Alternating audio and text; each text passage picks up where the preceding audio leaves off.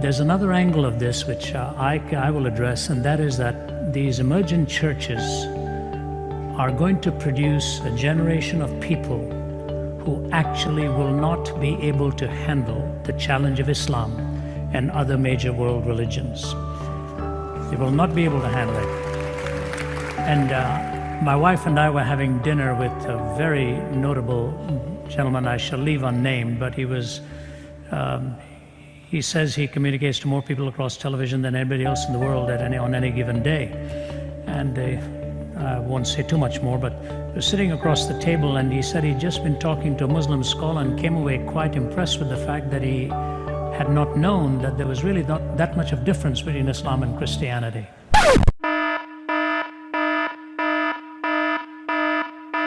So my wife and I were having dinner with him, and my wife is very, very well controlled in her expressions, and I thought she was going to choke at that moment. I had to just turn over to her and calm her down. I said, why did you say that? He said, well, you know, he talked about all the points of agreement we have and so on. I said, well, let's go from here.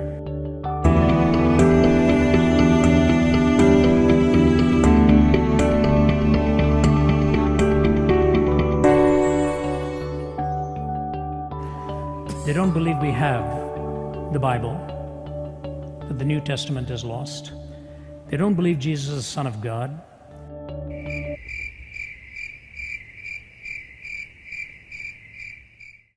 They don't believe he died on the cross. They don't believe he rose again from the dead.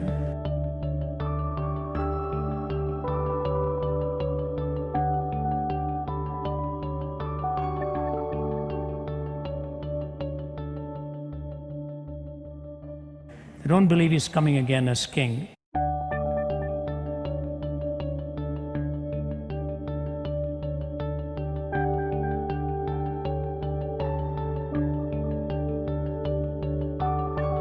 Do you think there's a difference between what they believe and what we do?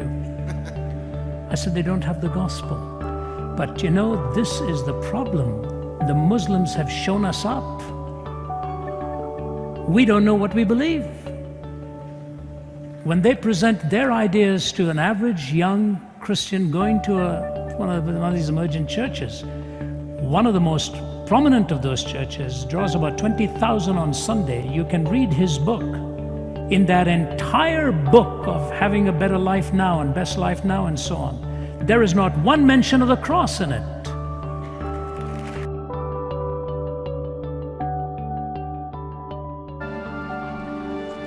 The Son of Man must suffer many things, and be rejected of the elders and of the chief priests and scribes, and be killed. And after 3 days rise again. Be it far from thee, Lord. This shall not be unto thee. Get thee behind me, Satan. Thou art an offense unto me. Thou savest not the things that be of God, but those that be of men.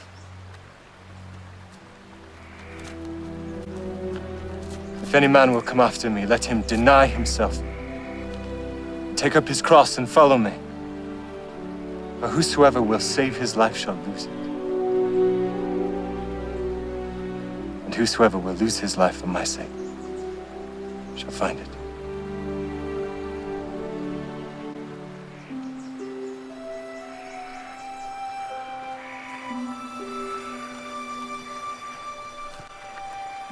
For what is a man profited if he shall gain the whole world and lose his own soul? Or what shall a man give in exchange for his soul? For the Son of Man shall come in the glory of his Father with his angels. And then he shall reward every man according to his works. Verily I say unto you, there be some standing here who shall never taste death till they see the Son of Man coming in his kingdom. Prominent of those churches draws about 20,000 on Sunday. You can read his book.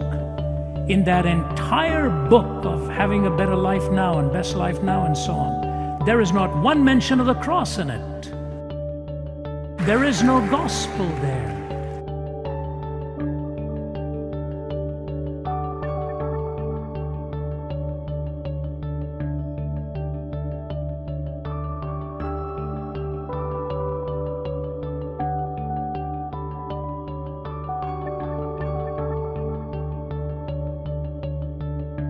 And so, along with all the other compromises, we're going to be shown up. And the whole idea of RC here, you can't show counterfeit if you do not know what the genuine is. And I think that's a big price we are going to pay very dearly as a result of this kind of lack of proper teaching.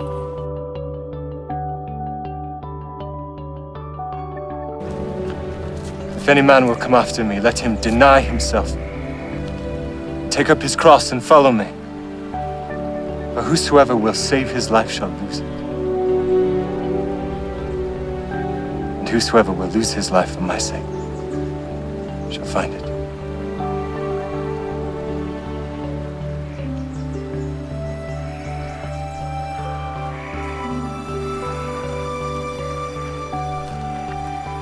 For what is a man profited if he shall gain the whole world and lose his own soul? Or what shall a man give in exchange for his soul? For the Son of Man shall come in the glory of his Father with his angels. And then he shall reward every man according to his works.